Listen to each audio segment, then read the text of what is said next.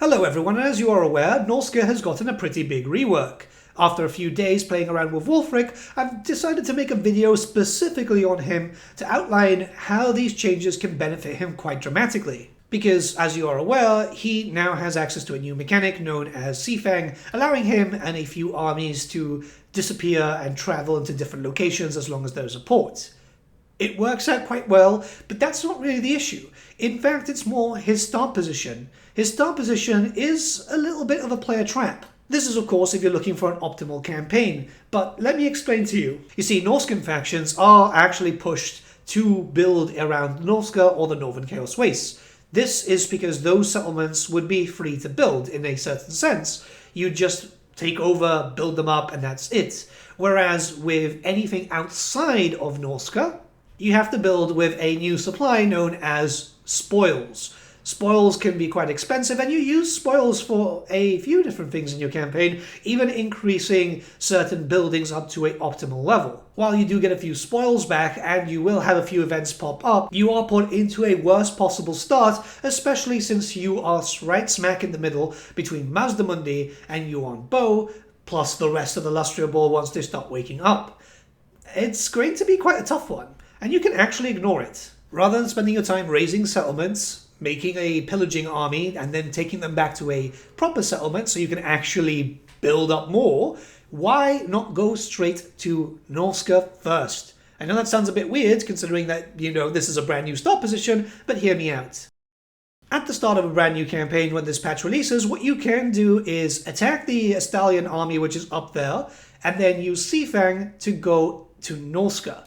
I know that sounds pretty weird, and we're not going to be going to the same settlements that you already own, but rather taking one of the major settlements down in the south which borders Nordland. You'll get a decent amount of experience, and in fact you can actually sack the settlement right next to the start position just to be able to get a little bit more if you want, but joining in at level 3 is perfectly fine. Oh, it's also very important to make sure that your hero is in the army also. But if you go to the Altar of the Crimson Harvest and take that, you won't be able to confederate the enemy army right yet, because the enemy Norskan faction is next to Longship Graveyard, but you will get the pop-up event, which is giving you the choice of either leaving Norska for 10,000 treasury and 500 supplies, or keeping Norska, which is, you're at Trollfjord. You can just get rid of that settlement. The bonus there is just like growth, but believe me, that Norskan growth right now is phenomenal, and you're going to be building up your settlements incredibly quickly, so it doesn't really matter. So, why this? Well, a lot of reasons.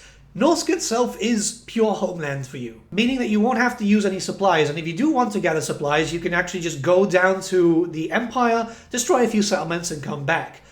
The other thing is, there's a lot of Norskan factions here, including Frog, so you can easily just, kill the leader and take other territories. The benefit of Wulfrik is, with Marauders being so cheap, if you get your homeland territories up and running, you'll be able to get a lot of armies up and running too, alongside that 10,000. In fact, here I'm building up a second army with the brand new Shaman Lords, because Spellcaster Lords are fantastic and you can get them on Mammoths, so why not? And you want to avoid certain issues like, for example, the Norskan version of Pleasurable Acts. I mean, one of them, you need to have a Chaos Altar there, which is just kind of silly.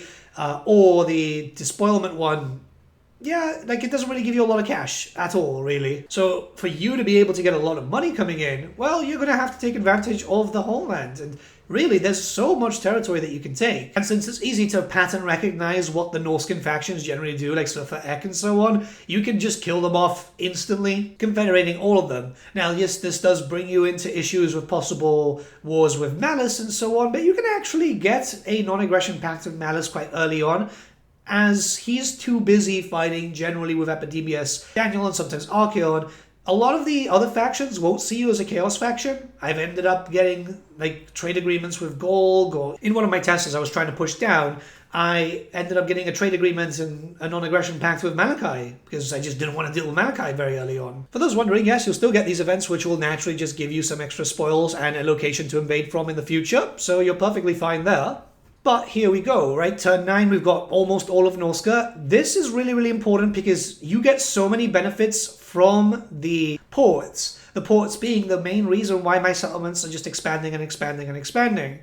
Income is not too bad either. It could be great, but I've got that second army waiting just in case Be'lakor ends up causing problems. And to be honest, I could have easily just disbanded that army, because in most cases, I've got a bunch of ports generating income, which is pretty damn good now. The economy for Norska is actually fairly decent. I'll generally build up the defensive buildings straight after just to have some protection, because like Norska can still not have walls, despite the fact that, and I really get really annoyed with this, Norska can build walls in lore. There's many cities in Norska. I don't know why they've decided no walls or any like higher defensive buildings. It's really silly. But either way, you can take this time to get Frog, and in most cases he loses to Malachi, because like Malachi's AI is very, very strong. So you might as well just repeatedly sack until he spawns Frog, and you can then get the settlement for yourself and the character. So yeah, now you're back together again, the A-team, right? It can take a few turns, but it does mean that your treasury can be a bit insane, which works out very well. At the end of the day, like, the Norskan buildings aren't that expensive, so upgrades end up becoming really, really quick. Going down south for spoils is easily viable. You can easily just go down and then bring them up, right? If you take down a very strong army, you'll be fine to just stay there for a while, or you could just farm all the traits. Remember, there are special techs that you can only get by killing certain factions, or by taking certain settlements. So the Empire one is not too bad, and you can just go and get it very quickly. Basically, all of Norska can be acquired by probably turn 15, maybe even sooner. It depends on the player and how quick that you move around. And I'm just leaving Azazel here because Azazel is being my doorstop. He does that very well. As you can see, they still haven't fixed the Warriors of Chaos gifting settlements to the Norskan factions yet, which is kind of annoying. But you definitely are in a defendable spot. I feel like Norska is in a really good position right now. Their economy feels a lot better. You're able to upgrade settlements as quickly as you're taking other Norskan factions into your command. So the rate of expansion for at least Wulfrik feels really, really good. With Marauders being so much cheaper, yeah, you're basically laughing. The benefit also is that you have a decent amount of landmarks. There's a lot in Norska, about 3 or 4, and the fact is that these are going to provide you with a lot more bonuses, including extra upkeep production for your Marauders, or just making certain troops a lot better. There is so much more incentive to push to Norska than anything else, and dealing with Malachi is going to be number 1 on your menu there.